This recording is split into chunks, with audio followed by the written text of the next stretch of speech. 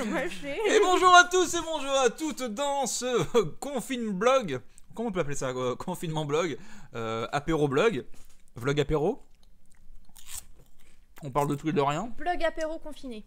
Ah, je suis en train de lécher les couilles. Ah On va parler de quoi? On va parler déjà, commencer par cinéma. Qu'est-ce qu'on a vu dernièrement?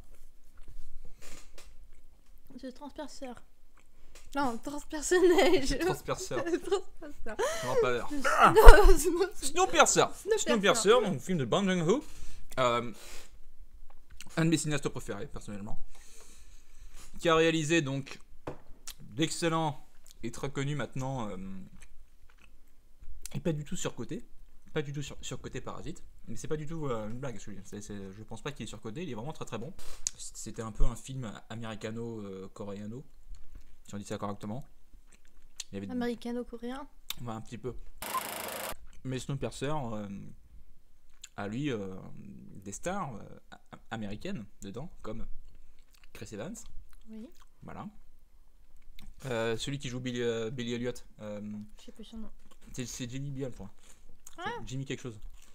Bref, qu'est-ce que t'as pensé? Jimmy Bell. Alors, qu'est-ce que t'as pensé de Snowpiercer, du coup Bah, intrigue intéressante.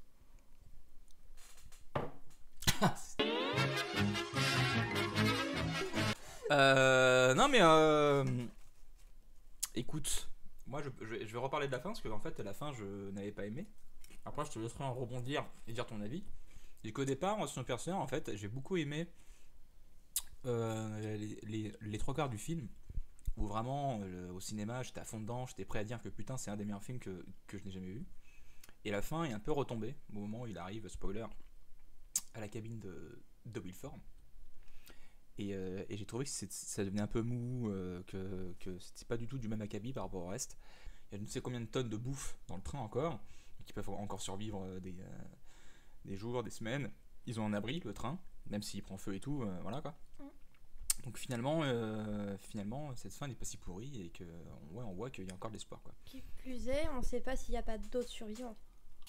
C'est ça, parce que en fait, ce que voyait l'acteur fétiche de Bong Joon-ho, j'ai plus son nom, un acteur coréen, qui disait que en fait, tu te souviens de la scène où il disait à Curtis, où il essayait de le convaincre en disant que ouais, les flocons. Oui, et en plus, oui, il disait que qu'il la avait vu quelque chose, glacière était voilà, en train de s'arrêter. et il a dit qu'il avait vu quelque chose en plus dehors. Mais il a pas dit quoi. Il a dit et j'ai vu aussi quelque chose à travers la fenêtre. Non, laisse tomber en fait. Et je pense qu'il a vu l'ours polaire. Enfin, il a vu un ours polaire. Oui. Ou du moins une forme de vie. Donc un retour. Donc ça veut dire que oui. voilà, donc ça veut dire qu'en fait que la glacière est en train de s'arrêter. c'est ça. Donc du coup très très bon film. Vraiment pas le meilleur de Bong Joon-ho. Pour moi c'est Parasite maintenant. Mais voilà. J'ai préféré Parasite. Ouais, mais il est plus accessible Parasite. On a vu avant-hier Summer War. Oui. Summer War, qui pour moi fait partie du top 20 des meilleurs films d'animation. On va passer jeux vidéo avec une mise à jour. Mais une mise à jour qui n'est absolument pas anti-confinement, quoi. C'est Nintendo a tout compris. La mise à jour de Super Mario Maker 2 avec la possibilité de créer des mondes. Tout le monde le réclamait. C'est un truc qui a passé des nuits blanches. Mario Maker est pour moi élu un des meilleurs jeux, si ce n'est le meilleur jeu de la Switch. Voilà, je n'ai pas peur de le dire.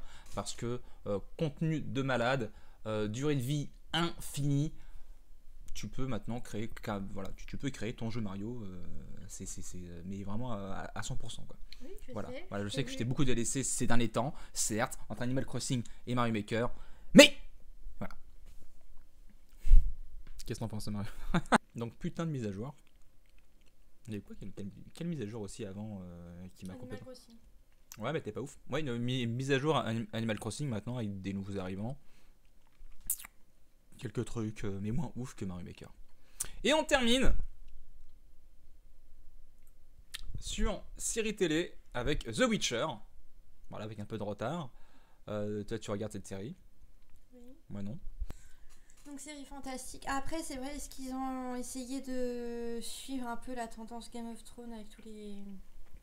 Enfin, en ce moment, il y a le fantastique revient, donc ils essayent de surpasser les uns les autres. Après, j'ai pas lu les livres, donc je peux pas non plus comparer le livre à la série.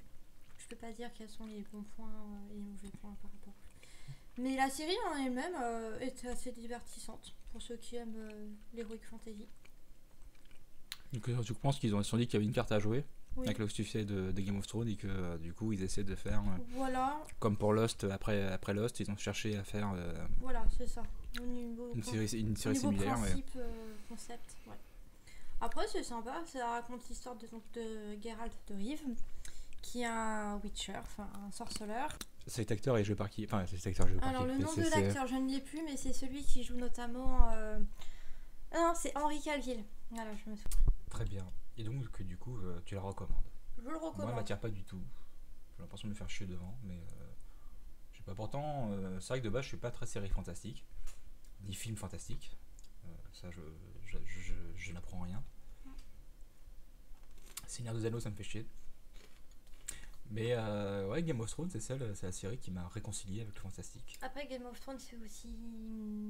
Il y a fantastique et fantastique. Je suis fan d'Harry Potter. Non, mais oui, il y a fantastique et fantastique. Là, c'est plus dans l'heroic fantasy en fait. Qu'on se place avec Game of Thrones. Mais Game of Thrones, en fait, il y a un aspect bien plus. C'est que sous la toile de l'héros, on sort des principes d'heroic fantasy avec le héros qui doit accomplir sa mission. Il a des quêtes, il rencontre ses compagnons, il rencontre des ennemis. Enfin voilà. Puis à la fin, il sauve, je sais pas, il réussit à sauver la princesse, mais c'est souvent ça, sauver une princesse et tout. Là, on retrouve de notre monde en fait dans Game of Thrones. En fait, quand on regarde les intrigues politiques surtout, bah quand tu regardes l'histoire, tu te dis qu'en fait c'est la même chose, ça revient au même. Donc c'est ça aussi qui est intéressant dans Game of Thrones, je pense, qui peut attirer plus de téléspectateurs, parce que c'est pas une simple série d'heroic fantasy. Il y a l'heroic fantasy en toile de fond, on retrouve le schéma avec le héros, donc là notamment Jon Snow par exemple, et puis il n'y a pas un héros, il y a plusieurs héros, c'est ça aussi qui est différent. C'est qu'on a les schémas de... En fait, on sait pas qui va finir sur le trône de fer. C'est là ça. toute la question. Et en plus, ils ont complètement cassé les codes. Voilà, ils ont cassé les codes en plus des gentils petits. Ils ont brisé les règles. Voilà. Est-ce que tu penses que The Witcher peut devenir le nouveau Game of Thrones? Non. Voilà, c'est un nom. Très bien, Nana, on va s'arrêter là pour ce vlog, ce Corona vlog. Voilà, un petit mot à dire, un coup de gueule? Non. Faut jouer à Spyro, ça détend. Pas souvent. Si. Pas toujours. Oui. Quand on fait le 100%, non. Oui, non, pas à 100%, mais. C'est Animal Crossing, Animal le jeu. Crossing, voilà. Le jeu phare Jouer à du- Animal Crossing, C'est le jeu qui sauve le confinement, ouais. c'est ça. Et ben voilà, un dernier mot? Non. Voilà, le dernier mot c'est non. Et moi, mon dernier mot c'est oui!